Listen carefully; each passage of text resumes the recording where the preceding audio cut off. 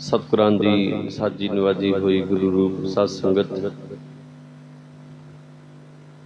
अकाल पुरख परमेश्वर वाहिगुरु जी ने अपार रहमत कीती है। शुक्र है सतगुरां दा। गरीब नवाज जी की पावन बाणी सरवण करन दा ਅਤੇ ਅੰਮ੍ਰਿਤ ਵੇਲੇ ਦੇ ਸੁਭਾਗੇ ਸਮੇਂ ਦੇ ਵਿੱਚ ਗੁਰੂ ਚਰਨਾਂ ਵਿੱਚ ਬੈਠਣ ਦਾ ਸੁਭਾਗ ਪ੍ਰਾਪਤ ਹੋਇਆ ਹੈ। ਸੱਚੇ ਪਾਤਸ਼ਾਹ ਜੀ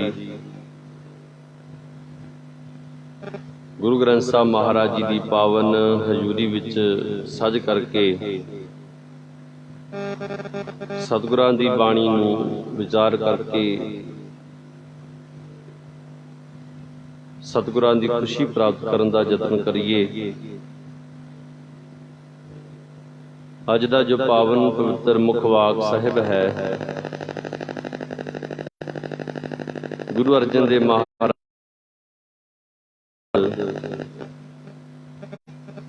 जो कि सोरठ राग दे विच सतगुरु जी ने बख्शिश की। उस शब्द दे विच गरीब निवाज सच्चे पातशाह जी उस परिपूर्ण परमात्मा नूं सारे जीवां दा दाता अते सदा ही जीवित रहन वाली एक शक्ति दा बयान सानूं समझा रहे हैं। दुनिया के उपर जितने भी जीव हैं, जितनियां भी ताकतां पैदा होईयां हैं, देवते पीर पैगंबर औरिए सतगुरु कहते हैं कि उन्होंने दुनिया के उपर पैदा हो के आम मनुखों की तरह पैदा होए।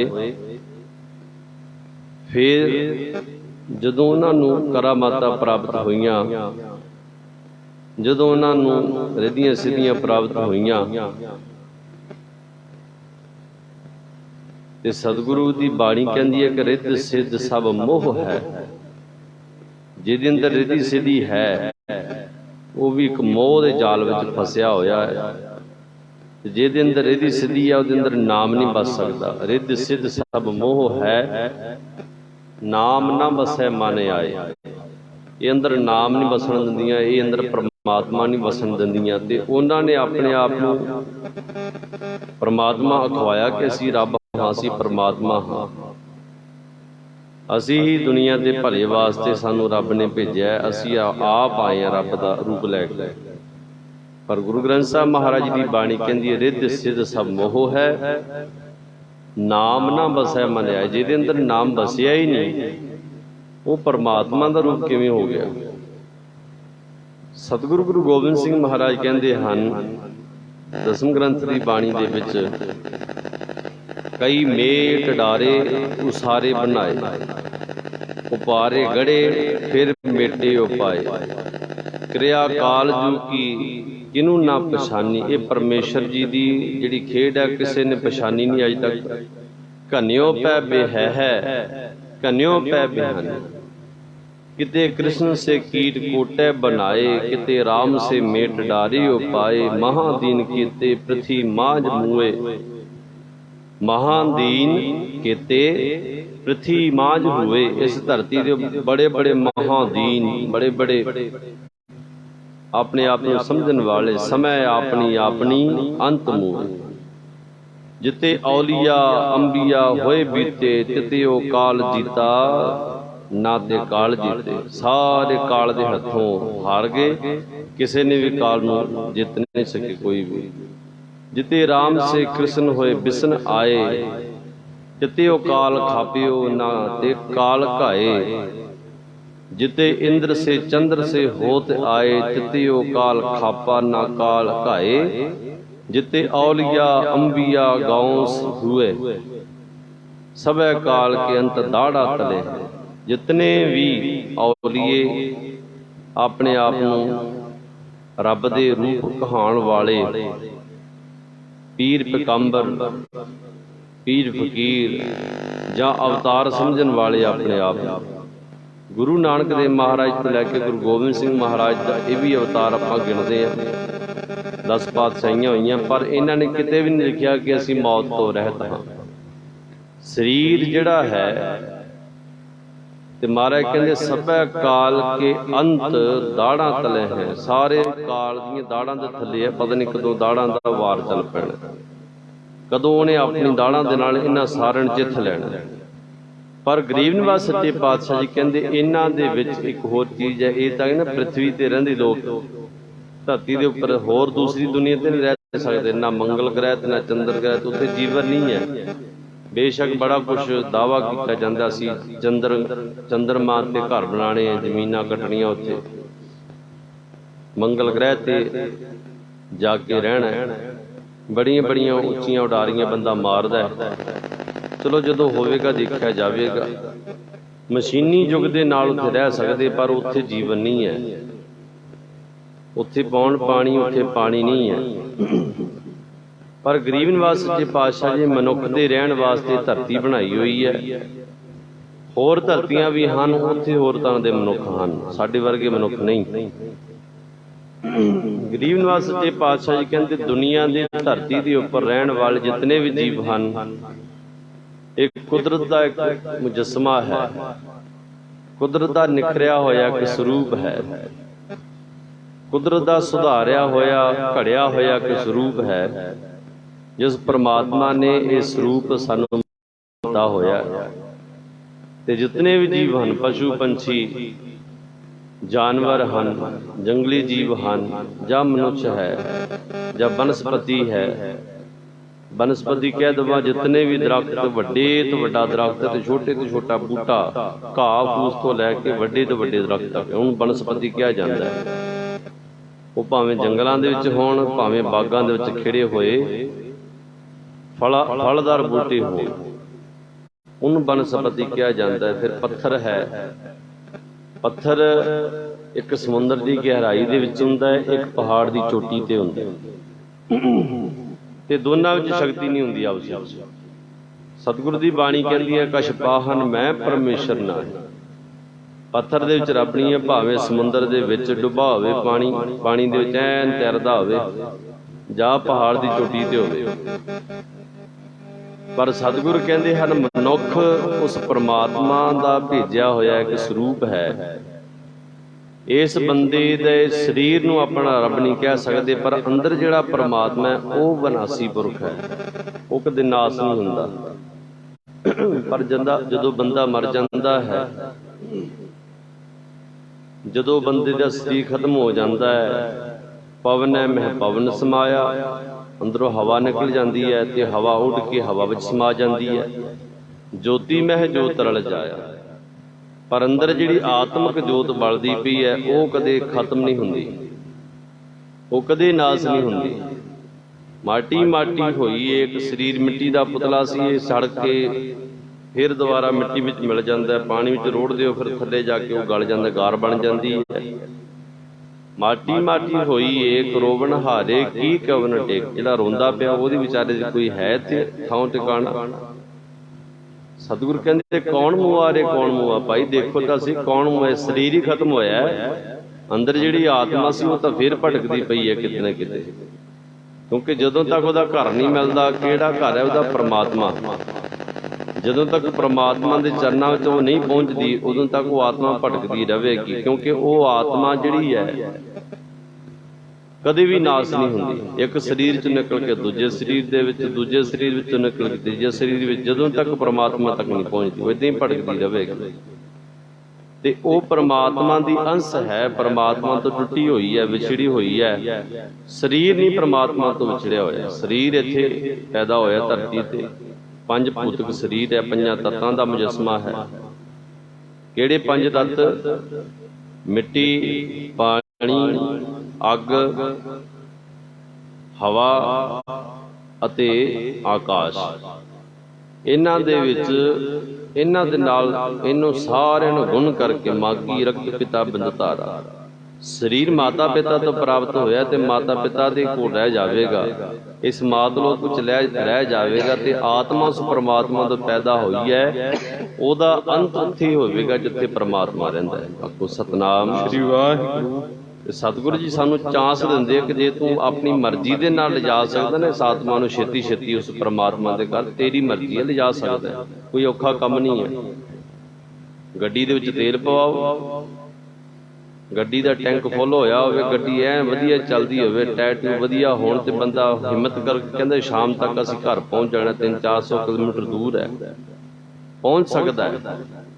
ਪਰ ਜੇ 300-400 ਕਿਲੋਮੀਟਰ ਹੋਰ ਹੀ ਕਿਧਰੇ ਘੁੰਮਦਾ ਰਿਹਾ, ਗੱਡੀ ਦਾ ਤੇਲ ਮੁੱਕ ਜਾਵੇਗਾ, ਸਮਾਂ ਵੀ ਖਤਮ ਹੋ ਜਾਵੇਗਾ, ਰਾਤ ਪੈ ਜਾਵੇਗੀ, ਫਿਰ ਕਿਤੇ ਨਾ ਕਿਤੇ ਠਾਂ ਟਿਕਾਣਾ ਲੱਭਣਾ ਪਵੇਗਾ। ਇਸ ਕਰਕੇ ਪ੍ਰਮਾਤਮਾ ਨੇ ਸਾਨੂੰ ਇਹ ਸਰੀਰ ਇੱਕ ਗੱਡੀ ਦੀ ਨਿਆਈ ਹੈ ਤੇ ਸਵਾਸ ਤੇਲ ਦੀ ਨਿਆਈ ਹੈ। ਸਵਾਸ ਤੇਲ ਦੀ ਨਿਆਈ ਹੋ ਕਰਕੇ ਇਸ ਗੱਡੀ ਨੂੰ ਚਲਾਉਂਦੇ ਪਏ ਹਨ ਤੇ ਮਹਾਰਾਜ ਕਹਿੰਦੇ ਇਸ ਗੱਡੀ ਦੇ ਵਿੱਚ ਜਿਹੜੀ ਆਤਮਾ ਸਵਾਰ ਹੋਈ ਨਾ, ਆਤਮਾ ਨੂੰ ਉਸ ਪ੍ਰਮਾਤਮਾ ਦੇ ਘਰ ਤੱਕ ਲੈ ਜਾ, ਜਦੋਂ ਤੱਕ ਇਸ ਗੱਡੀ ਦਾ ਨਾਸ ਨਹੀਂ ਹੁੰਦਾ, ਗੱਡੀ ਦਾ ਤੇਲ ਨਹੀਂ ਮੁੱਕਦਾ। ਉਸ ਪਰਮਾਤਮਾ ਦੇ ਘਰ ਤੱਕ ਪਹੁੰਚ ਜਾ, ਜੇ ਨਹੀਂ ਪਹੁੰਚਿਆ ਤੇ ਜਮ ਮਰਿਆ ਫਿਰ ਜੰਮਿਆ, ਬਹੁਤ ਸਜਾਏ ਪਿਆ ਦੇਸ ਲੰਮੇ।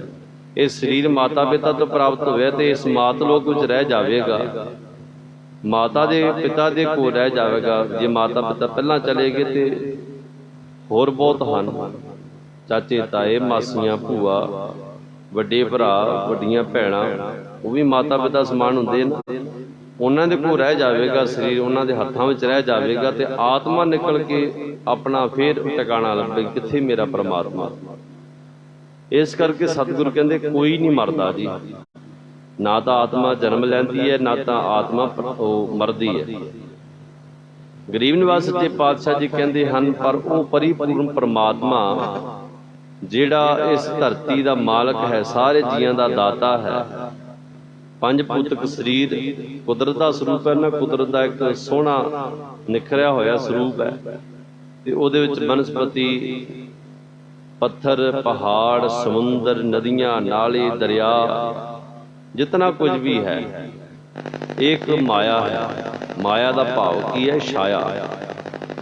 ਉਸ ਪਰਮਾਤਮਾ ਦੀ ਛਾਇਆ ਪੈ ਰਹੀ ਹੈ, ਇਹਦੇ ਵਿੱਚ ਦੇਖਣਾ ਚਾਹੀਦਾ ਕਿ ਇਸ ਛਾਇਆ ਦੇ ਵਿੱਚ ਪਰਮਾਤਮਾ ਦਾ ਸਰੂਪ ਹੈ, ਪਰ ਹੈ ਸਾਰਿਆਂ ਤੋਂ ਨਿਰਲੇਪ। ਸਾਡੇ ਵਿੱਚ ਵੀ ਰਹਿੰਦਾ ਹੈ, ਹਰੇਕ ਦੇ ਅੰਦਰ ਰਹਿੰਦਾ ਹੈ, ਤੇ ਸਾਧ ਦੇ ਵਿੱਚ ਵੀ ਰਹਿੰਦਾ ਤੇ ਚੋਰ ਵਿੱਚ ਵੀ ਰਹਿੰਦਾ ਹੈ, ਤੇ ਕਦੇ ਵੀ ਚੋਰ ਨੂੰ ਰੱਬ ਨਹੀਂ ਕਿਹਾ ਜਾਂਦਾ। ਆਖੋ ਸਤਨਾਮ ਸ੍ਰੀ ਵਾਹਿਗੁਰੂ। ਚੋਰ ਨੂੰ ਕੋਈ ਰੱਬ ਨਹੀਂ ਕਹਿੰਦਾ ਕਿ ਰੱਬ ਇਹਦੇ ਅੰਦਰ ਬੈਠਾ ਚੋਰੀ ਕਰਾ ਰਿਹਾ, ਉਹਦੇ ਮਾੜੇ ਕਰਮ ਉਸ ਤੋਂ ਚੋਰੀ ਕਰਾ ਰਹੇ, ਉਹਦੀ ਮਾੜੀ ਬੁੱਧੀ ਉਸ ਤੋਂ ਚੋਰੀ ਕਰਾ ਰਹੀ ਹੈ।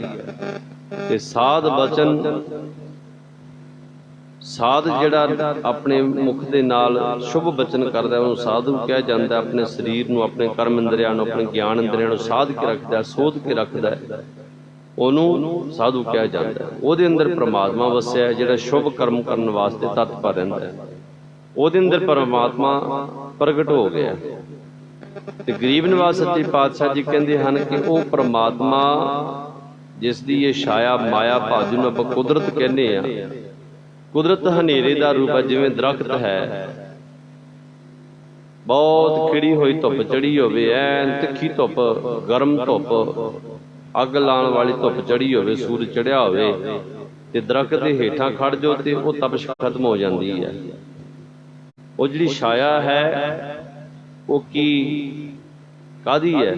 ਉਹ ਦਰਖਤ ਦੀ ਛਾਇਆ ਨਹੀਂ ਹੈ। ਦਰਖਤ ਦੀ ਛਾਇਆ ਤਾਂ ਮੰਨੀਏ ਜੇ ਦਰਖਤ ਦੀ ਛਾਇਆ ਸ਼ਾਮ ਨੂੰ, ਰਾਤ ਨੂੰ ਵੀ ਦਿਖੇ ਕਿਤੇ। ਦਰਖਤ ਦੀ ਛਾਇਆ ਰਾਤ ਨੂੰ ਜੇ ਦਿਖੇ ਨਾ ਫਿਰ ਤਾਂ ਮੰਨੀਏ ਦਰਖਤ ਦੀ ਛਾਇਆ ਸ਼ਾਮ ਨੂੰ ਵੀ ਹੁੰਦੀ ਹੈ, ਰਾਤ ਨੂੰ ਵੀ ਹੁੰਦੀ ਹੈ। ਪਰ ਉਹ ਛਾਇਆ ਕਾਹਦੀ ਹੈ? ਉਹ ਛਾਇਆ ਉਹ ਸੂਰਜ ਦੀ ਹੈ, ਉਹ ਰੋਸ਼ਨੀ ਦੀ ਛਾਇਆ ਹੈ।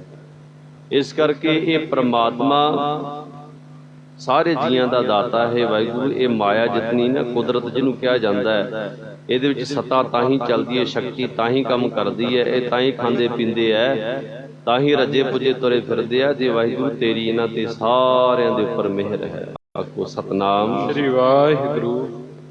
ਜਬ ਆਪਣੀ ਜੋਤ ਖਿੰਚੇ ਤੂੰ ਸੁਆਮੀ, ਤਬ ਕੋਈ ਕਰੋ ਦਿਖਾ ਵਿਗਿਆਨਾ। ਜਦੋਂ ਤੂੰ ਆਪਣੀ ਜੋਤ ਖਿੱਚ ਲੈਣਾ ਫਿਰ ਉਹੀ ਬੰਦਾ ਜਿਹੜਾ ਮਿੱਟੀ ਦਾ ਪੁਤਲਾ ਹੋ ਕੇ ਡਿੱਗਿਆ ਪਿਆ ਹੁੰਦਾ, ਫਿਰ ਹਿਲ ਕੇ ਦਿਖਾਵੇ ਮਾੜਾ ਜਿਹਾ। ਕੁਝ ਵੀ ਨਹੀਂ ਕਰ ਸਕਦਾ ਜਦੋਂ ਵਾਹਿਗੁਰੂ ਤੋਂ ਆਪਣੀ ਜੋਤ ਖਿੱਚ ਲੈਂਦਾ, ਆਪਣੀ ਸੱਤਾ ਖਿੱਚ ਲੈਂਦਾ। ਇਸ ਕਰਕੇ ਗਰੀਬ ਨਿਵਾਸ ਸੱਚੇ ਪਾਤਸ਼ਾਹ ਜੀ ਕਹਿੰਦੇ ਹਨ, ਗੁਰੂ ਨਾਨਕ ਦੇਵ ਮਹਾਰਾਜ, ਆਦਿ ਸੱਚ ਜੁਗਾਦ ਸੱਚ ਹੈ ਭੀ ਸੱਚ, ਨਾਨਕ ਹੋਸੀ ਭੀ ਸੱਚ, ਆਦਿ ਸਤੇ ਜੁਗਾਦ ਸਤੇ ਸਦਾ ਸਦਾ ਸਤੇ। ਤੇ ਬੰਦਾ ਜਦੋਂ ਧਰਤੀ ਤੇ ਆਉਂਦਾ, ਜਨਮ ਲੈਂਦਾ, ਕਹਿੰਦੇ ਨੇ ਮਰਨ ਲਿਖਾਏ ਮੰਡਲ ਮਹਿ ਆਏ। ਜਦੋਂ ਵੀ ਜਨਮ ਲੈਂਦਾ ਪਹਿਲਾਂ ਆਪਣੇ ਮੱਥੇ ਤੇ ਮੋਹਰ ਲਵਾ ਕੇ ਲੈਂਦਾ, ਜੀ ਇੰਨੀ ਤਰੀਕ ਨੂੰ ਮੇਰੇ ਸਾਹ ਕੱਢ ਦਿਓ, ਇੰਨੀ ਤਰੀਕ ਨੂੰ ਮੈਨੂੰ ਬੁਲਾ ਲਿਓ ਉੱਥੇ। ਤੇ ਗਰੀਬ ਨਿਵਾਸ ਸੱਚੇ ਪਾਤਸ਼ਾਹ ਜੀ ਕਹਿੰਦੇ ਜਨਮ ਤੋਂ ਪਹਿਲਾਂ ਮਰਨ ਦਾ ਦਿਨ ਲਿਖਿਆ ਜਾਂਦਾ। ਲਿਖਿਆ ਆਇਆ ਗੋਬਿੰਦ ਕਾ ਵਣਜਾਰਿਆ ਮਿੱਤਰਾ, ਉੱਠ ਚੱਲੇ ਕਮਾਣਾ ਸਾਥ, ਇੱਕ ਰੱਤੀ ਬਿਲਮ ਨਾ ਦੇਵਨੀ ਵਣਜਾਰਿਆ ਮਿੱਤਰਾ, ਉਨੀ ਤਕੜੇ ਪਾਏ ਹਾਥ। ਬਹੁਤ ਤਕੜੇ ਹੱਥ ਪਾ ਕੇ ਜਦੋਂ ਜਮਦੂਤ ਆਉਂਦੇ ਆ ਨਾ, ਇੱਕਦਮ ਮੈਂ ਕਈ ਵਾਰੀ ਆਪ ਜੀ ਨੇ ਵਿਚਾਰ ਕੀਤੀ ਹੈ, ਆਪ ਜੀ ਦੇ ਸਾਹਮਣੇ ਵਿਚਾਰ ਰੱਖੀ, ਜਦੋਂ ਕੋਈ ਡਕੈਤੀ ਕਰਨ ਵਾਲੇ, ਚੋਰੀ ਕਰਨ ਵਾਲੇ ਕਿਤੇ ਬੈਂਕ ਵਿੱਚ ਜਾਂਦੇ ਆ ਨਾ, ਬੈਂਕ ਵਿੱਚ ਜਾਂਦਿਆਂ ਸਾਰ ਉਹਨਾਂ ਨੇ ਪਤਾ ਕੀ ਕਰਨਾ, ਪਹਿਲਾਂ ਕੈਮਰੇ ਭਰਨੇ ਆ, ਕੈਮਰਿਆਂ ਦੀ ਤਾਰਾਂ ਤੋੜਨੀਆਂ, DVR ਦੀਆਂ ਤਾਰਾਂ ਖਿੱਚਣੀਆਂ, ਫਿਰ ਇੰਟਰਨੈਟ ਦੀਆਂ ਤਾਰਾਂ ਖਿੱਚਣੀਆਂ, ਤੋੜ ਦੇਣੀਆਂ, ਟੈਲੀਫੋਨ ਦੀਆਂ ਤਾਰਾਂ ਤੋੜ ਦੇਣੀਆਂ ਉਹਨਾਂ ਨੇ, ਤੇ ਬਾਹਰੋਂ ਆਉਣ ਦਾ ਰਸਤਾ ਬੰਦ ਕਰ ਦਿੰਦੇ ਆ, ਗੇਟ ਅੰਦਰੋਂ ਲਾ ਲੈਂਦੇ ਆ। ਤੇ ਫਿਰ ਅੰਦਰੋਂ ਜਿਤਨਾ ਵੀ ਉਹਨਾਂ ਦਾ ਖਜ਼ਾਨਾ ਹੈ, ਪੈਸਾ ਧੇਲਾ, ਸੋਨਾ ਚਾਂਦੀ ਕੁਝ ਵੀ ਪਿਆ, ਉਹਨੂੰ ਲੁੱਟ ਲੈਂਦੇ ਆ। ਉਹ ਜਿਹੜੇ ਹੁੰਦੇ ਆ ਜਮਦੂਤ, ਉਹ ਵੀ ਇੱਦਾਂ ਹੀ ਕਰਦੇ ਆ, ਪਹਿਲਾਂ ਕੰਨਾਂ ਦਾ ਜਿਹੜਾ ਸੁਣਨ ਦਾ ਸਿਸਟਮ ਹੈ ਬੰਦ ਕਰਦੇ ਆ, ਫਿਰ ਬੋਲਣ ਦਾ ਸਿਸਟਮ ਬੰਦ ਕਰਦੇ ਆ। ਨਾ ਬੰਦੇ ਨੂੰ ਕੋਈ ਸੁਣਦਾ, ਨਾ ਕੁਝ ਬੋਲ ਸਕਦਾ, ਤੇ ਕੁਝ ਦਿਖਾਈ ਵੀ ਨਹੀਂ ਦਿੰਦਾ, ਬਸ ਉਹੀ ਦਿਖਾਈ ਦਿੰਦੇ ਆ। ਜਿਹੜੇ ਕਹਿੰਦੇ ਧਰਮਰਾਜ ਨਹੀਂ ਹੁੰਦਾ, ਜਮਦੂਤ ਨਹੀਂ ਹੁੰਦਾ, ਉਸ ਬੰਦੇ ਵਿਚਾਰੇ ਨੇ ਪਿੱਛੇ ਜਿਹੜਾ ਅਖੀਰ ਟਾਈਮ ਤੇ ਚਲਾਉਂਦਾ ਹੈ, ਚੀਕਾਂ ਮਾਰਦਾ ਹੈ ਕਿ ਆਹ ਬੰਦੇ ਕਿੱਥੋਂ ਆ ਗਏ, ਮੈਂ ਤਾਂ ਦੇਖੇ ਨੇ ਬੜੇ ਭਿਆਨਕ ਸ਼ਕਲਾਂ ਵਾਲੇ, ਮੈਨੂੰ ਆ ਕੇ ਡਰਾਉਂਦੇ ਆ। ਕੁਦਰਤ ਦੀ ਇਹ ਨੇਤ ਹੈ ਕਿ ਜਦੋਂ ਬੰਦੇ ਦਾ ਉਹ ਸਮਾਂ ਆਉਂਦਾ, ਉਹ 4-5 ਆਉਂਦੇ ਆ, ਤੇ ਫਿਰ ਉਦੋਂ ਘਰ ਦਾ ਜੀ ਕੋਈ ਕੋਲ ਨਹੀਂ ਹੁੰਦਾ, ਭਾਵੇਂ ਸਾਰਾ ਟੱਬਰ ਕੋਲ ਬੈਠਾ ਹੋਵੇ, ਕੋਈ ਪਾਣੀ ਲੈਣ ਚਲਾ ਜਾਂਦਾ, ਕੋਈ ਰੋਟੀ ਪਕਾਉਣ ਚਲਾ ਜਾਂਦਾ, ਕੋਈ ਕਿਤੇ ਚਲਾ ਜਾਂਦਾ, ਕੋਈ ਕਿਤੇ ਚਲਾ ਜਾਂਦਾ। ਕਹਿੰਦੇ ਤੁਸੀਂ ਬੈਠੋ, ਮੈਂ ਤੁਹਾਡੇ ਵਾਸਤੇ ਜੂਸ ਲੈ ਕੇ ਆਉਂਦਾ, ਤੁਸੀਂ ਆਰਾਮ ਕਰੋ, ਮੈਂ ਤੁਹਾਡੇ ਵਾਸਤੇ ਚਾਹ ਲੈ ਕੇ ਆਉਂਦਾ। ਬਸ ਚਾਹ ਲਿਆਉਣ ਦਾ ਸਮਾਂ ਮਿਲਦਾ ਤੇ ਉਹ ਜਿਹੜੇ ਆਉਂਦੇ ਆ, ਉਨੀ ਤਕੜੇ ਪਾਏ ਹੱਥ ਆਪਣਾ ਕੰਮ ਕਰਕੇ ਚਲੇ ਜਾਂਦੇ ਆ। ਆਖੋ ਸਤਨਾਮ ਸ੍ਰੀ ਵਾਹਿਗੁਰੂ। ਅੰਦਰੋਂ ਜਿਹੜੀ ਆਤਮਾ ਹੁੰਦੀ ਆ, ਖਜ਼ਾਨਾ, ਉਸ ਨੂੰ ਲੁੱਟ ਕੇ ਲੈ ਜਾਂਦੇ ਆ। ਗਰੀਬ ਨਿਵਾਸ ਸੱਚੇ ਪਾਤਸ਼ਾਹ ਜੀ, ਗੁਰੂ ਅਰਜਨ ਦੇਵ ਮਹਾਰਾਜ ਸੱਚੇ ਪਾਤਸ਼ਾਹ, ਸ਼ਹੀਦਾਂ ਦੇ ਸਰਤਾਜ, ਬਾਣੀ ਦੇ ਪੁੰਜ, ਸਿਮਰਤ ਨਿਮਰਤਾ ਦੇ ਪੁੰਜ।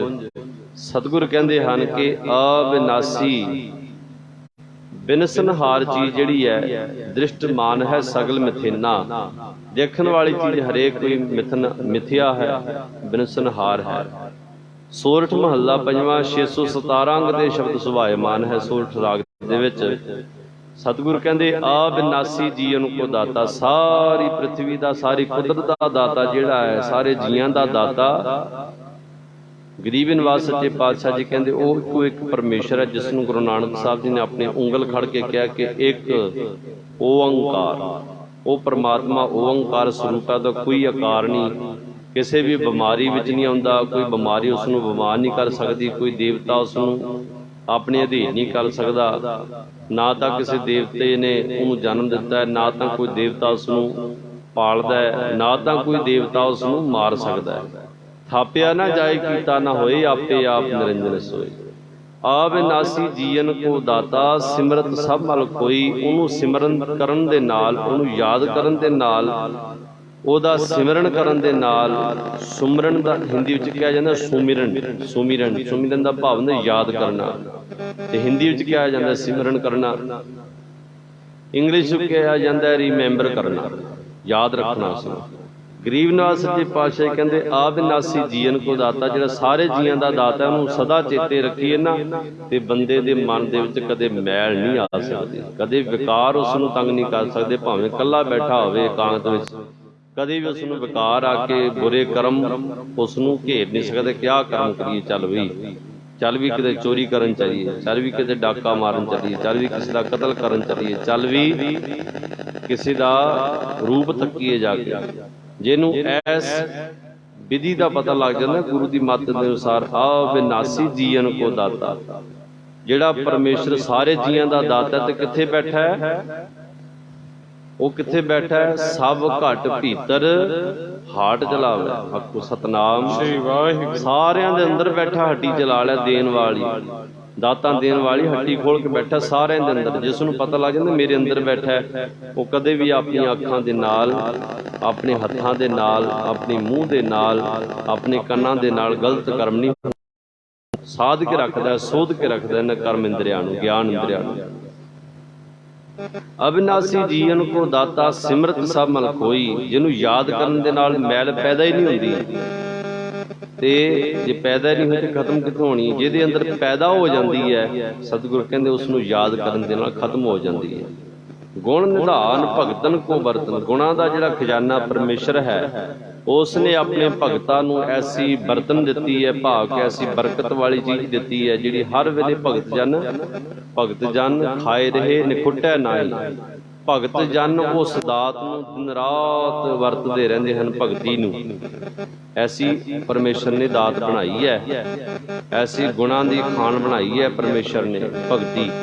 ਤੇ ਭਗਤ ਜਨ ਉਸ ਖਾਣ ਵਿੱਚੋਂ ਦਾਤਾਂ ਕੱਢ ਕੇ ਵਰਤਦੇ ਰਹਿੰਦੇ ਨੇ, ਕਦੇ ਵੀ ਉਹ ਮੁੱਕਦੀ ਨਹੀਂ। ਬਿਰਲਾ ਪਾਵੇ ਕੋਈ, ਪਰ ਉਸ ਖਾਣ ਦਾ ਜਿਹੜਾ ਦਰਵਾਜ਼ਾ ਹੈ, ਉਹ ਦਰਵਾਜ਼ੇ ਦੀ ਜਿਹੜੀ ਕੁੰਜੀ ਹੈ, ਤੇ ਉਹ ਕੁੰਜੀ ਕਿਸੇ ਬਿਰਲੇ ਨੂੰ ਮਿਲਦੀ ਹੈ। ਬੜੀ ਟੈਕਨੋਲੋਜੀ ਆ ਗਈ ਹੈ। ਪਹਿਲਾਂ ਤਾਂ ਜਿੰਦਾ ਇੱਕ ਹੁੰਦਾ ਸੀ, ਬੜੀ ਮੁਸ਼ਕਿਲ ਦੇ ਨਾਲ ਜਿੰਦਾ ਬਣਾਉਣਾ ਲੋਹਾਰ ਤੋਂ, ਫਿਰ ਉਹਦੀ ਇੱਕ ਅੱਧੀ ਚਾਬੀ ਬਣਵਾਉਣੀ। ਵੱਡੇ ਵੱਡੇ ਜਿੰਦੇ ਹੁੰਦੇ ਸਨ ਤੇ ਵੱਡੀ ਸਾਰੀ ਚਾਬੀ। ਅੱਜ ਟੈਕਨੋਲੋਜੀ ਆ ਗਈ ਕਿ ਜਿੰਦੇ ਦੀਆਂ 5-5 ਚਾਬੀਆਂ ਹੋ ਗਈਆਂ। ਤੇ ਫਿਰ ਐਸੀ ਟੈਕਨੋਲੋਜੀ ਆ ਗਈ ਹੈ ਤੇ ਉਹ ਨੰਬਰਾਂ ਵਾਲੇ ਲੋਕ ਆ ਗਏ, ਨੰਬਰਿੰਗ ਵਾਲੇ। ਫਿਰ ਅੱਜ ਕੱਲ੍ਹ ਟੈਕਨੋਲੋਜੀ ਵੱਧ ਗਈ ਹੈ ਕਿ ਫਿੰਗਰਪ੍ਰਿੰਟ ਵਾਲੇ ਲੋਕ ਆ ਗਏ ਆ। ਫਿੰਗਰਪ੍ਰਿੰਟ ਵਾਲੇ ਭਾਵੇਂ ਹਜ਼ਾਰਾਂ ਲੋਕਾਂ ਦੇ ਫਿੰਗਰ ਉਸ ਦੇ ਨਾਲ ਮੈਚ ਕਰ ਲਓ, ਜਿਹੜਾ ਬੰਦਾ ਉੱਥੇ ਆਉਂਦਾ ਜਾਂਦਾ ਉਹਦੇ ਫਿੰਗਰ ਮੈਚ ਕਰ ਲਓ ਤੇ ਉਹ ਬੰਦਾ ਲੌਕ ਖੋਲ ਸਕਦਾ ਹੈ। ਸਤਿਗੁਰ ਕਹਿੰਦੇ ਰਤਨ ਜਵੇਹਰ ਨਾਮ ਸਤ ਸੰਤੋਖ ਕੇ ਆਨ, ਅਨਹਦ ਬਾਣੀ ਪੂੰਜੀ ਸੰਤਨ ਹੱਥ ਰਾਖੀ ਪੂੰਜੀ। ਆਖੋ ਸਤਨਾਮ ਸ੍ਰੀ ਵਾਹਿਗੁਰੂ। ਆਪਣੇ ਭਗਤ ਜਨਾਂ ਨੂੰ, ਸੰਤ ਜਨਾਂ ਨੂੰ ਪੂੰਜੀ ਦੇ ਦਿੱਤੀ ਹੈ ਕਿ ਭਾਈ ਆਪਣੀ ਮਰਜ਼ੀ ਦੇ ਨਾਲ ਲਈ ਜਾਓ ਤੇ ਵੰਡੀ ਜਾਓ, ਆਪ ਵੀ ਆਨੰਦ ਲਓ ਤੇ ਜਿਹੜੇ ਉਸ ਪਰਮੇਸ਼ਰ ਦਾ ਸ਼ੁਕਰਾਨਾ ਕਰਦੇ ਉਹਨਾਂ ਨੂੰ ਵੀ ਦੇਈ ਜਾਓ। ਗੁਣ ਨਿਧਾਨ ਭਗਤਨ ਕੋ ਬਰਤਨ ਬਿਰਲਾ ਪਾਵੈ ਕੋਈ, ਮੇਰੇ ਮਨ ਜਪ ਗੁਰ ਗੋਪਾਲ ਪ੍ਰਭ ਸੋਈ। ਇੱਥੇ ਸਤਿਗੁਰੂ ਗਰੀਬ ਨਿਵਾਸ ਸੱਚੇ ਪਾਤਸ਼ਾਹ ਜੀ ਕਹਿੰਦੇ ਹਨ, ਗੁਰਾਂ ਦੇ ਨਾਲ ਮਿਲ ਕਰਕੇ ਮੇਰੀ ਜ਼ਿੰਦਗੀ ਹੈ, ਮੇਰੇ ਮਨ ਇਹ ਮੇਰੀ ਆਤਮਾ ਦੀ ਉਸ ਪਰਮਾਤਮਾ ਨੂੰ ਮਿਲਣੀ ਚਾਹੁੰਦੀ ਹੈ ਨਾ। ਸੱਚੇ ਗੁਰਾਂ ਦੇ ਨਾਲ ਮਿਲ ਕਰਕੇ, ਗੁਰੂ ਗ੍ਰੰਥ ਸਾਹਿਬ ਮਹਾਰਾਜ ਜੀ ਤੋਂ ਵਧੀਆ ਕੋਈ ਗੁਰੂ ਤੈਨੂੰ ਮਿਲਣਾ ਨਹੀਂ, ਇਹ ਤੋਂ ਸੱਚਾ ਕੋਈ ਤੈਨੂੰ ਮਿਲ ਨਹੀਂ ਸਕਦਾ। ਹਰੇਕ ਗੁਰੂ ਝੂਠਾ ਹੁੰਦਾ ਹੈ, ਝੂਠਾ ਹੁੰਦਾ ਆਇਆ ਤੇ ਝੂਠਾ ਹੁੰਦਾ ਰਹੇਗਾ, ਜਿਹੜਾ ਸਰੀਰਕ ਜਾਮੇ ਵਿੱਚ ਹੈ। ਗੁਰ ਗੋਪਾਲ ਪ੍ਰਭ ਸੋਈ, ਜਿਹੜਾ ਪਰਮੇਸ਼ਰ ਸਾਰੀ ਧਰਤੀ ਨੂੰ ਪਾਲਣ ਵਾਲਾ ਪ੍ਰਭ ਹੈ, ਜਿਹਦੀ ਆਭਾ ਬੜੀ ਵਿਸ਼ੇਸ਼ ਹੈ, ਜਿਹੜਾ ਪ੍ਰਭਾਵ ਸਾਰਿਆਂ ਤੋਂ ਵੱਡਾ ਹੈ। ਪ੍ਰਭ ਸੋਈ ਜਾਗੀ ਸਰਨ ਪਿਆ ਸੁਖ ਪਾਈਐ, ਬਾਹੜ ਦੁੱਖ ਨਾ ਹੋਈ। ਜਿਹਦੀ ਸ਼ਰਨ ਵਿੱਚ ਪੈਣ ਦੇ ਨਾਲ ਸੁਖ ਪ੍ਰਾਪਤ ਹੁੰਦਾ ਹੈ, ਜਿਹਦੀ ਸ਼ਰਨ ਵਿੱਚ ਡਿੱਗਣ ਦੇ ਨਾਲ ਆਨੰਦ ਪ੍ਰਾਪਤ ਹੁੰਦਾ ਹੈ। ਦੁਬਾਰਾ ਕਿਤੇ ਦੁੱਖ ਉਸ ਨੂੰ ਤੰਗ ਨਹੀਂ ਕਰ ਸਕਦੇ। ਰਹਾਉ ਵੱਡ ਭਾਗੀ ਸਾਧ ਸੰਗ ਪ੍ਰਾਪਤ। ਵੱਡਿਆਂ ਭਾਗਾਂ ਦੇ ਨਾਲ ਸਾਧ ਸੰਗਤ ਕਿਸੇ ਨੂੰ ਪ੍ਰਾਪਤ ਹੁੰਦੀ ਹੈ। ਹਰੇਕ ਨੂੰ ਇਹ ਜਿਹੜੀ ਸਤ ਸੰਗਤ ਦੀ ਘੜੀ ਨਸੀਬ ਨਹੀਂ ਹੁੰਦੀ। ਬੜੀ ਪ੍ਰੀਖਿਆ ਦੇ ਕਰਕੇ, ਬੜੀ ਮਿਹਨਤ ਕਰਕੇ, ਹੁਣ ਕਿਸੇ ਨੇ ਵਿਧਾਨ ਸਭਾ ਵਿੱਚ ਪਹੁੰਚਣਾ ਹੋਵੇ, ਬੇਸ਼ੱਕ ਜਿੰਨਾ ਮਰਜ਼ੀ ਪੈਸਾ ਹੋਵੇ ਉਹਦੇ ਕੋਲ, ਸਿੱਧਾ ਉੱਠ ਕੇ ਪਿੰਡ ਵਿੱਚੋਂ ਉੱਠ ਕੇ ਸਿੱਧਾ ਵਿਧਾਨ ਸਭਾ ਵਿੱਚ ਥੋੜ੍ਹੇ ਪਹੁੰਚ ਸਕਦਾ। ਉਹਨੂੰ ਪਹਿਲਾਂ ਪਿੰਡ ਪੱਧਰ ਤੇ ਪੰਚੀ ਦੀ ਚੋਣ ਲੜਨੀ ਪੈਂਦੀ ਹੈ, ਫਿਰ ਸਰਪੰਚੀ ਦੀ, ਫਿਰ ਇਲਾਕੇ ਦਾ ਮੈਂਬਰ ਬਣਨਾ ਪੈਂਦਾ ਹੈ, MP ਬਣਨਾ ਪੈਂਦਾ ਹੈ। ਫਿਰ ਕਿਤੇ ਜਾ ਕਰਕੇ ਜੇ ਲੋਕ ਉਸ ਨੂੰ ਪਸੰਦ ਕਰਨ, ਵੋਟਾਂ ਪਾ ਕੇ ਫਿਰ ਉਸ ਨੂੰ ਕਿਤੇ ਮੈਂਬਰ ਪਾਰਲੀਮੈਂਟ ਬਣਾਇਆ ਜਾਂਦਾ, ਫਿਰ ਵਿਧਾਨ ਸਭਾ ਪਹੁੰਚਦਾ। ਇੱਦਾਂ ਥੋੜ੍ਹੇ ਸਾਧ ਸੰਗਤ ਇੱਕ ਐਸੀ ਪਾਰਲੀਮੈਂਟ ਹੈ ਜਿੱਥੇ ਬਹੁਤ ਪਰਮੇਸ਼ਰ ਨੇ ਬਖਸ਼ਿਸ਼ਾਂ ਦਿੱਤੀਆਂ ਹਨ। ਵਿਸ਼ੇਸ਼ ਲੋਕ ਹੀ ਆ ਸਕਦੇ ਹਨ, ਵੱਡਿਆਂ ਭਾਗਾਂ ਵਾਲੇ ਇੱਥੇ ਪਹੁੰਚ ਸਕਦੇ ਹਨ। ਤਿੰਨ ਭੇਟਤ ਦੁਰਮਤ ਕੋਈ, ਜਿਨ੍ਹਾਂ ਲੀਡਰਾਂ ਦੇ ਨਾਲ ਕਹਿੰਦੇ MP ਸਾਹਿਬ ਆਏ ਜੀ, ਮੈਂਬਰ ਪਾਰਲੀਮੈਂਟ ਆਏ, ਲੋਕੀ ਉਹਨਾਂ ਦੇ ਨਾਲ ਖੜ ਕੇ ਫੋਟੋਆਂ ਖਿਚਾਉਂਦੇ। ਕਹਿੰਦੇ ਸ਼ੁਕਰ ਹੈ ਇਹਨਾਂ ਦੇ ਨਾਲ ਖੜ ਕੇ ਬੈਠਣ ਦਾ ਕਿਤੇ ਸੁਭਾਗ ਸਮਾਂ ਪ੍ਰਾਪਤ ਹੋਇਆ, ਸਾਡੇ ਘਰ ਆਏ ਆ। ਤੇ ਗਰੀਬ ਨਿਵਾਸ ਸੱਚੇ ਪਾਤਸ਼ਾਹ ਕਹਿੰਦੇ ਵੱਡਿਆਂ ਭਾਗਾਂ ਵਾਲਿਆਂ ਦੇ ਨਾਲ ਬੈਠ ਕੇ, ਉਹਨਾਂ ਦੇ ਨਾਲ ਬੈਠ ਕਰਕੇ ਮੈਂ ਕਹਿੰਦਾ ਜੇ ਮੇਰੀ ਮੱਤ ਜਿਹੜੀ ਦੁਰਮਤ ਹੋਈ ਹੈ, ਮਾੜੀ ਮੱਤ ਹੈ, ਖੋ ਜਾਂਦੀ ਹੈ, ਖਤਮ ਹੋ ਜਾਂਦੀ ਹੈ। ਕਹਿੰਦੇ ਮੈਂ ਤਾਂ ਉਹਨਾਂ ਸਤਸੰਗੀਆਂ ਦੇ ਨਾਲ ਬੈਠਣ ਵਾਸਤੇ ਤਿਆਰ ਹਾਂ, ਮੈਨੂੰ ਹੋਰ ਕੋਈ ਕਿਸੇ ਦੀ ਸੰਗਤ ਨਹੀਂ ਚਾਹੀਦੀ। ਵੱਡ ਭਾਗੀ ਸਾਧ ਸੰਗ ਪ੍ਰਾਪਤ, ਸਤਸੰਗੀਆਂ ਦੇ ਨਾਲ ਮਿਲ ਕਰਕੇ ਵੱਡਿਆਂ ਭਾਗਾਂ ਦੇ ਨਾਲ ਸੰਗਤ ਮਿਲਦੀ ਹੈ ਤੇ ਉਹਨਾਂ ਦੇ ਨਾਲ ਮਿਲ ਕਰਕੇ ਮਾੜੀ ਮਤ ਨਾਸ ਹੋ ਜਾਂਦੀ ਤੇ ਗੁਰਮਤ ਪੈਦਾ ਹੋਣੀ ਸ਼ੁਰੂ ਹੋ ਜਾਂਦੀ ਹੈ। ਜਿਨ ਕੀ ਧੂਰ ਨਾਨਕ ਦਾਸ ਵੰਛੈ, ਜਿਨ ਹਰ ਨਾਮ ਹਿਰਦੈ ਪਰੋਈ। ਗੁਰੂ ਅਰਜਨ ਦੇਵ ਮਹਾਰਾਜ ਕਹਿੰਦੇ ਉਹਨਾਂ ਦੀ ਚਰਨ ਧੂੜ ਮੈਂ ਬਾਂਛਦਾ ਹਾਂ, ਲੋਚਦਾ, ਮੰਗਦਾ ਹਾਂ, ਜਿਨ੍ਹਾਂ ਨੇ ਆਪਣੇ ਗਲੇ ਦੇ ਵਿੱਚ ਹਰੀ ਦੇ ਨਾਮ ਦੀ ਮਾਲਾ ਪਹਿਨੀ ਹੋਈ ਹੈ। ਆਖੋ ਸਤਨਾਮ ਸ੍ਰੀ ਵਾਹਿਗੁਰੂ। ਸਵਾਸ ਅੰਦਰ ਜਾਂਦਾ ਵਾਹ, ਸਵਾਸ ਬਾਹਰ ਆਉਂਦੇ ਕਹਿੰਦੇ ਗੁਰੂ। ਆਓ ਆਪਾਂ ਉਹਨਾਂ ਗੁਰਮੁਖਾਂ ਤੋਂ ਸਬਕ ਲਈਏ। ਵਾਹਿਗੁਰੂ ਵਾਹਿਗੁਰੂ ਵਾਹਿਗੁਰੂ ਵਾਹਿਗੁਰੂ ਵਾਹਿਗੁਰੂ ਵਾਹਿਗੁਰੂ ਵਾਹਿਗੁਰੂ ਵਾਹਿਗੁਰੂ ਵਾਹਿਗੁਰੂ ਵਾਹਿਗੁਰੂ ਵਾਹਿਗੁਰੂ ਵਾਹਿਗੁਰੂ ਵਾਹਿਗੁਰੂ। ਇਸ ਅਭਿਆਸ ਨੂੰ ਅੰਮ੍ਰਿਤ ਵੇਲੇ ਬੈਠ ਕਰਕੇ ਕਿਤੇ ਇਕਾਗਰ ਚਿੱਤ ਹੋ ਕਰਕੇ 5-10 ਮਿੰਟ 15 ਮਿੰਟ ਕਿਤੇ ਆਪਾਂ ਕਰ ਲਈਏ, ਗੁਰੂ ਦੀ ਬਖਸ਼ਿਸ਼ ਆਪਣੇ ਆਪ ਬਣਨੀ ਸ਼ੁਰੂ ਹੋ ਜਾਵੇਗੀ। ਕਿਉਂਕਿ ਗਰੀਬ ਨਿਵਾਸ ਸੱਚੇ ਪਾਤਸ਼ਾਹ ਜੀ ਕਹਿੰਦੇ ਨੇ ਕਿ ਬੁਰਕੀ ਮੂੰਹ ਚ ਰੱਖ ਕੇ ਉਸ ਨੂੰ ਚਿੱਥ ਕੇ ਖਾਈਏ ਨਾ ਤਾਂ ਉਹਦਾ ਰਸ ਜ਼ਿਆਦਾ ਆਉਂਦਾ ਹੈ। ਬੁਰਕੀ ਸਿੱਧੀ ਅੰਦਰ ਰੱਖ ਕੇ ਸਿੱਧੀ ਲੰਘਾ ਲਵੇ, ਉਹਦਾ ਰਸ ਨਹੀਂ ਅੰਦਰ ਤੇ ਨਾ ਹੀ ਛੇਤੀ ਪਚਦੀ ਹੈ। ਚਿੱਥ ਕੇ ਰਸ ਲੈ ਕੇ ਉਸ ਬੁਰਕੀ ਨੂੰ ਖਾਈਏ, ਭੋਜਨ ਨੂੰ ਖਾਈਏ, ਉਹ ਰਸ ਵੀ ਦਿੰਦੀ ਹੈ ਤੇ ਛੇਤੀ ਪਚ ਵੀ ਜਾਂਦੀ ਹੈ ਤੇ ਉਹਦੀ ਸ਼ਕਤੀ ਵੀ ਬਣਦੀ ਹੈ। ਇਸ ਕਰਕੇ ਸਤਿਗੁਰ ਕਹਿੰਦੇ ਨਾਮ ਨੂੰ ਮੂੰਹ ਦੇ ਨਾਲ ਹੌਲੀ ਜਪਣਾ ਤੇ ਕੰਨਾਂ ਦੇ ਨਾਲ ਧਿਆਨ ਦੇ ਨਾਲ ਸੁਣ ਕਰਕੇ ਹਿਰਦੇ ਵਿੱਚ ਉਸ ਨੂੰ ਪਹੁੰਚਾਉਣਾ ਹੈ। ਪਹੁੰਚਾਉਣਾ ਕੀ ਹੈ ਕਿ ਇਹ ਨਹੀਂ ਕਿ ਮੈਂ 5 ਮਿੰਟ ਲਾਏ ਤੇ ਸਾਰਾ ਦਿਨ ਲੋਕਾਂ ਨੂੰ ਦੱਸੀ ਕਿ ਅੱਜ ਮੈਂ ਸਵੇਰੇ ਉੱਠਿਆ 5 ਮਿੰਟ ਲਾਏ, ਬੜਾ ਆਨੰਦ ਆਇਆ ਜੀ, 5 ਮਿੰਟ ਲਾਏ ਜੀ, ਬੜਾ ਆਨੰਦ ਆਇਆ। 50 ਨੂੰ ਦੱਸ ਦਿੱਤਾ 5 ਮਿੰਟ ਲਾਏ ਸਿਰਫ, ਤੇ ਉਸ ਨੂੰ ਪਹੁੰਚਾਉਣਾ ਹੁੰਦਾ ਹੈ। ਜੇ ਅੰਦਰ ਕੋਈ ਸ਼ਕਤੀ ਬਣਦੀ ਹੈ, ਕਰਾਮਾਤ ਵਾਪਰਦੀ ਹੈ ਤੇ ਉਸ ਨੂੰ ਪਹੁੰਚਾਉਣਾ ਹੈ। ਲੋਕਾਂ ਨੂੰ ਦੱਸਣਾ ਨਹੀਂ, ਲੋਕਾਂ ਨੂੰ ਮਗਰ ਲਾਉਣ ਵਾਸਤੇ ਮੇਰੇ ਵਿੱਚ ਬੜੀ ਕਿਰਪਾ ਜੀ। ਹੁਣ ਮੈਂ ਤਾਂ ਹੁਣ 5 ਮਿੰਟ ਸ਼ੁਰੂ ਕਰ ਲਿਆ। ਸਤਿਗੁਰ ਕਹਿੰਦੇ ਜੇ 5 ਤੇ 10, 10 ਤੋਂ 20, 20 ਤੋਂ 40, 40 ਤੋਂ ਫਿਰ ਸਵਾ ਘੰਟਾ, 1.5 ਘੰਟਾ ਚੱਲਦੇ ਰਹਿਣਾ ਚਾਹੀਦਾ ਹੈ। ਤੇ ਇਹਨਾਂ ਨੂੰ ਇਸ ਅਭਿਆਸ ਨੂੰ 5 ਮਿੰਟਾਂ ਤੋਂ ਸ਼ੁਰੂ ਕਰਕੇ 8 ਪਹਿਰ ਉੱਠਦਿਆਂ ਬਹਿੰਦਿਆਂ ਇੱਥੋਂ ਤੱਕ ਕਿ ਸੌਂਦਿਆਂ ਵੀ ਤੇਰਾ ਸਿਮਰਨ ਚੱਲਣਾ ਚਾਹੀਦਾ ਹੈ। ਆਖੋ ਸਤਨਾਮ।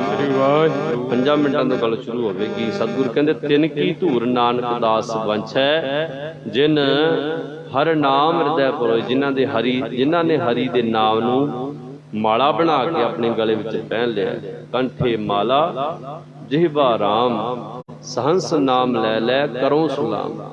ਕਬੀਰ ਮੇਰੀ ਸਿਮਰਨੀ ਰਸਨਾ ਉੱਪਰ ਰਾਮ। ਕਹਿੰਦੇ ਮੇਰੀ ਸਿਮਰਨੀ, ਮੇਰੀ ਮਾਲਾ ਪਤਾ ਕਿਹੜੀ ਹੈ? ਰਸਨਾ ਉੱਪਰ ਰਾਮ। ਰਸਨਾ ਦੇ ਉੱਪਰ ਨਾਮ ਚੱਲਦਾ ਰਹਿੰਦਾ, ਇਹੀ ਮੇਰੀ ਸਿਮਰਨੀ ਹੈ। ਕਬੀਰ ਮੇਰੀ ਸਿਮਰਨੀ ਰਸਨਾ ਉੱਪਰ ਰਾਮ, ਆਦ ਜੁਗਾਦੀ ਸਗਲ ਭਗਤ ਤਾਂ ਕੋ ਸੁਖ ਵਿਸਰਾਮ। ਆਦ ਤੋਂ ਲੈ ਕੇ ਜੁਗਾਂ ਤੋਂ ਲੈ ਕੇ ਕਹਿੰਦੇ ਭਗਤਾਂ ਦੀ ਇਹੀ ਅਸਲੀ ਮਾਲਾ ਚੱਲਦੀ ਆਈ ਹੈ ਭਾਈ, ਜਿਨ੍ਹਾਂ ਨੇ ਭਗਤਾਂ ਨੂੰ ਉਸ ਪਰਿਪੂਰਨ ਪ੍ਰਮਾਤਮਾ ਦੇ ਚਰਨਾਂ ਵਿੱਚ ਵਿਸ਼ਰਾਮ ਕਰਾਇਆ। ਆਖੋ ਸਤਨਾਮ। ਸ੍ਰੀ ਵਾਹਿਗੁਰੂ। ਜਿਨ ਕੀ ਧੂਰ ਨਾਨਕ ਦਾਸ ਵੰਛੈ, ਜਿਨ ਹਰ ਨਾਮ ਹਿਰਦੈ ਪਰੋਈ। ਸਤਿਗੁਰ ਕਿਰਪਾ ਕਰਨ, ਖਿਮਾ ਦੇਣ ਹੋਈਆਂ ਭੁੱਲਾਂ ਦੀ, ਕਿਉਂਕਿ ਅਣਜਾਣ ਬੱਚਿਆਂ ਮੱਤ ਥੋੜ੍ਹੀ ਹੈ। ਬਾਣੀ ਦੀ ਵਿਆਖਿਆ ਕਰਨੀ ਬਹੁਤ ਕਠਿਨ ਹੈ। ਜੋ ਸਤਿਗੁਰੂ ਜੀ ਨੇ ਤੁਸ਼ ਬੁੱਧੀ ਦਿੱਤੀ ਉਸ ਅਨੁਸਾਰ ਆਪ ਜੀ ਦੇ ਸਾਹਮਣੇ ਅਰਥ ਰੱਖੇ ਹਨ। ਗੁਰੂ ਦੀ ਬਖਸ਼ਿਸ਼ ਸਮਝ ਕੇ ਪ੍ਰਵਾਨ ਕਰ ਲੈਣੇ, ਹਿਰਦੇ ਵਿੱਚ ਟਿਕਾ ਲੈਣੇ। ਆਓ ਜਿਹੜਾ ਸ਼ਬਦ ਆਪਾਂ ਪੜ੍ਹਿਆ ਸੀ ਉਹਦੀਆਂ 2 ਪੰਕਤੀਆਂ ਪੜ੍ਹ ਕੇ ਉਪਰੰਤ ਖਿਮਾ ਦੇ ਜੱਜ ਕਹਾਂਗੇ। ਅੰਮ੍ਰਿਤ ਵੇਲੇ ਦੇ ਪਾਵਨ ਪਵਿੱਤਰ ਸੁਭਾਗੇ ਸਮੇਂ ਦੇ ਵਿੱਚ ਗਰੀਬ ਨਿਵਾਜ ਸੱਚੇ ਪਾਤਸ਼ਾਹ ਜੀ ਦੀ ਪਾਵਨ ਬਾਣੀ ਆਪਾਂ ਸਰਵਣ ਕਰ ਰਹੇ ਹਾਂ। ਸਤਿਗੁਰ ਕੀ ਜਿਸਨੋਂ ਮਤ ਆਵੈ, ਸੋ ਸਤਿਗੁਰ ਮਾਹੇ ਸਮਾਨਾ। ਇਹ ਬਾਣੀ ਜੋ ਜੀਉ ਜਾਣੈ, ਤਿਸ ਅੰਤਰ ਰਵੈ ਹਰ ਨਾਮਾ। ਗਰੀਬ ਨਿਵਾਜ ਸੱਚੇ ਪਾਤਸ਼ਾਹ ਜੀ ਸਤਿਗੁਰਾਂ ਨੇ ਸਾਰੀਆਂ ਬਖਸ਼ਿਸ਼ਾਂ ਬਾਣੀ ਨੂੰ ਦੇ ਦਿੱਤੀਆਂ ਹਨ। ਸਾਰੀਆਂ ਬਖਸ਼ਿਸ਼ਾਂ ਬਾਣੀ ਦੇ ਵਿੱਚ ਸਤਿਗੁਰ ਜੀ ਨੇ ਲੁਕੋ ਕੇ